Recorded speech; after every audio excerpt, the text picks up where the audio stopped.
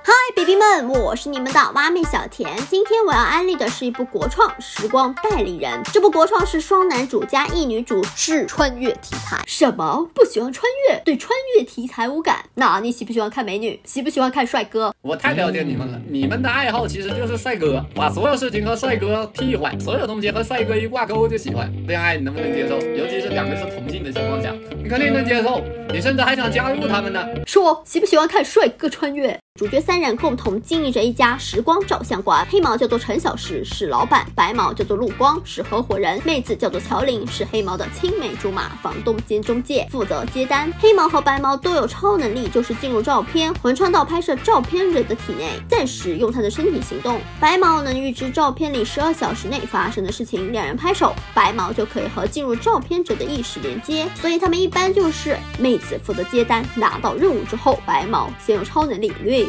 研究可行性，客户的委托是否会影响历史，可行，然后拍手。黑毛穿越到照片里的世界，白毛呢和黑毛的意识连接，他在场外指导，两人一起完成任务。双方约法3章，只有12个小时，黑毛要完全听从白毛的指挥，黑毛不能做出改变历史的行为，因为黑毛是魂穿，所以他能穿到任何人的身上，无论性别，也就是12小时限时 cosplay 角色扮演，所以这对他来说是限制，他不能太 OOC，不能做出不符合原著的行为。这部虽然看上去是双男主剧，但是没有官配，所以任意 CP 都可以磕。有经典的设定，高冷腹黑和元气可爱。当你纠结是黑白还是白黑的时候，没有关系，这里有青梅竹马、天降、好兄弟、好姐妹，随你磕。这就是杂食者的天堂。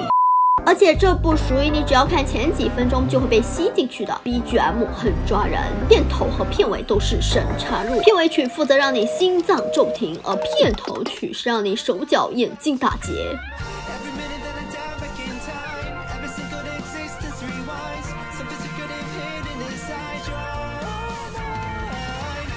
当然，我怎么可能只是一个看脸的肤浅的女人呢？其次就是这并不是一部单磕 CP 的动画，这是单元剧的模式，故事意外的有点接地气。第一个单元就很惊艳，第一集委托人的要求是窃取一家缺德公司的核心财务数据，但是财务主管保密性做得太好，主角一行人找到了突破口，就是主管身边的助理妹子，通过助理前一天拍的一张春卷照片，黑毛穿越到了这个妹子的身上，随后开始走温情向。没曾想这个妹子是个可怜的打工人，受到职场性骚扰，只能打落牙齿或血吞，靠妈妈的电话才躲过了一劫，点的春卷外卖还不干净。晚上10点了，被老板强制加班，赶方案赶到凌晨2点，扔垃圾前还检查一下公司的垃圾分类，但是加班太晚，错过了回收垃圾的时间，垃圾桶都上锁了，就只能骑着共享单车，带着垃圾，拖着疲惫的身体回了家。那个平时加班没有时间整理的凌乱的家，为了不让父母担心，还屏蔽他们的朋友圈，看到妈妈发来的关心短信也没有回复，自己默默承受。代入感真的是太强了，真的是社畜超难的一天。更有女生的困境，面对上司的性骚扰，还有原配的荡妇羞辱，很多妹子嘴笨不会说，一时害怕慌张了，只能默默承受。睡梦中黑毛看见了妹子过去的记忆，原来社畜妹子是小镇女孩，从小地方来大城市打拼，小时候家里人给她做春卷，所以她点春卷也是想家了吧。被辞退后的妹子万分崩溃，回到了家，结果看见凌乱的房间竟然被整理得干干净净，桌上还有刚刚炸好的春卷。原来白毛叮嘱黑毛不用回信息，但是带入小姐姐的黑毛也想爸妈了，他还是帮小姐姐回复了一句爸妈我想你们了。没有想到的是，父母看到女儿的短信，二话不说偷偷从家乡跑来女儿的城市，帮女儿整理好房间，放下自己做好的被褥和棉衣棉裤，又默默地订了下一班火车票，打算回老家。你永远都是父母的心头肉，家永远都是你的避风港。重新燃起了希望的女儿冲了出去，打算和家人团聚。或许你以为这是泪腺迸发家人团聚的温馨时刻吗？一秒从治愈到治愈。是的，这部番剧的风格就是用温馨搞笑的风格骗你进来，然后发刀子杀你，实际上叫做刀片代理人。第二个看点也来了，悬疑感。第一集就埋下了一个大坑，改变历史会发生什么严重的后果吗？会死人吗？小姐姐是不是因为黑毛的多此一举而死的呢？或者说小姐姐在原来的时间线里可能会死，只是被时间纠正了 bug 呢？这也为双方日后的冲突和分歧埋下了伏笔。黑毛是比较冲动感性的，另外因为穿越到拍照者的身上，他会继承原主的一部分情感和记忆，所以他更容易和原主共情，他会忍不住想要帮原主，但是这可能会改变历史。白毛比较理性克制，他一直强调改变历史会不可控，从这一点看他俩很互补。所以白毛得知小姐姐去世的消息，并没有告诉黑毛，害怕他会内疚难过，而是选择默默瞒了下来。这是理性和感性的碰撞，这也是穿越题材最残忍也最迷人的地方。过去总有很多遗憾，如果你能穿越到过去，你要不要改变历史弥补遗憾呢？但是改变历史会让未来变得更好还是更糟糕呢？改变历史，那你还会是你吗？目前最惊艳的就是第1集和第4集，剧透警告，建议看过第3、4集之后再来看相关解说，不然会影响一定的观感。一位看起来30岁的男人找上门来说起高中的一场篮球赛，当年他输了比赛，没了初恋，还和妈妈吵架，他想给过去的他们带几句话弥补一下遗憾。黑毛穿越过去打篮球赛，在最后1秒他传球给队友，结果球进了，打赢了比赛。黑毛改变了时间的节点。第3集的主题也是大家争论的重点，要不要赢这场比赛？这要是改变历史了怎么办？结果第4集一出，第3集的争论就没有意义了。本来前17分钟，这一集怎么感觉有点平淡啊？就是骑车送兄弟，和初恋聊天，和妈妈吃饭，大家特别期待委托人准备的告别语，还都被消音了。一一告别完成委托，黑毛本来打算开开心心的吃完饭再退出照片，结果听到这一天是5月12日，他颤抖着追问今年是哪一年。这是所有中国人都记得的一天，2008年5月12日汶川大地震。其实早早就埋下了伏笔，平时一直催促了白毛，居然一直纵容黑毛，其实是因为死亡是无法改变的节点。过来委托的中年男子，他的职业是建筑师，本来爱好摄影的他选择了建筑，应该是地震发生之后亲友死于房屋倒塌，天上的地震云以及大家的四川方言。